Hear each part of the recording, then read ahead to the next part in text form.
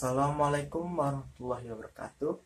Perkenalkan, nama saya Fernando Adi Pratama, Prodi Ilmu Pemerintahan, NIM S1031201022. Nah, pada kesempatan kali ini saya akan membahas tentang demokrasi dan partai politik guna memenuhi tugas ujian akhir semester mata kuliah Sistem Politik Indonesia. Nah, jadi pada dasarnya demokrasi ini untuk dapat bekerja dengan memadai, hal ini memerlukan 4 hal, yakni sebagai berikut. Nah, sesuai dengan yang di samping, yang pertama yakni memerlukan yang namanya mekanisme pemilu yang adil. Kemudian yang kedua yakni memerlukan keberadaan lembaga-lembaga yang kuat.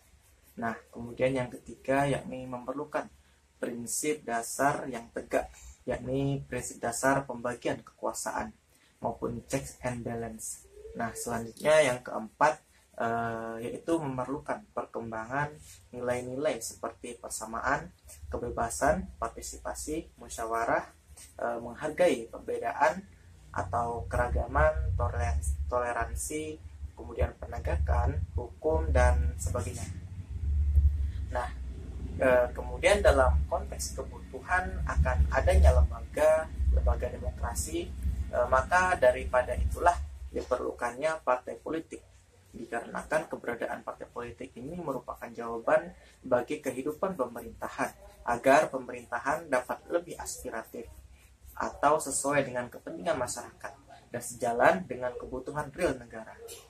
Nah, sehingga dalam pembangunan demokrasi ini sangat bergantung kepada eksistensi partai, sehingga hubungan antara demokrasi dan partai politik itu merupakan situasi yang kompleks.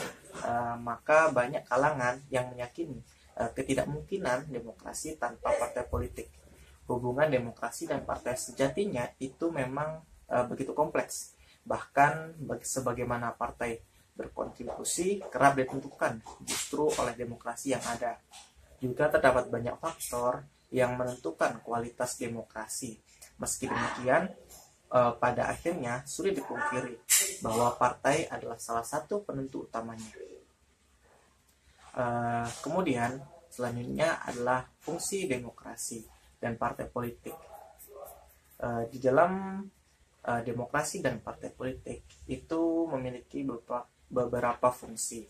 Nah, sebagaimana yang sudah tertera di samping, yakni sebagai berikut. Yang pertama yaitu sebagai penyangga demokrasi perwakilan, kemudian juga untuk menjalankan fungsi kedaulatan rakyat.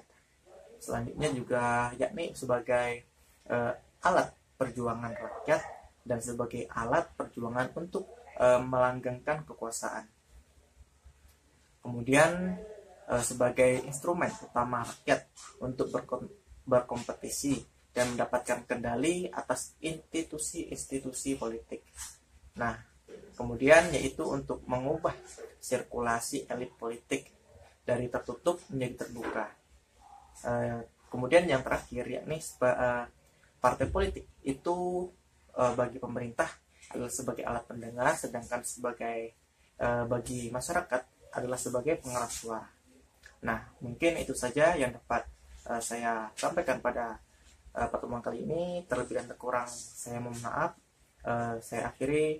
Assalamualaikum warahmatullahi wabarakatuh.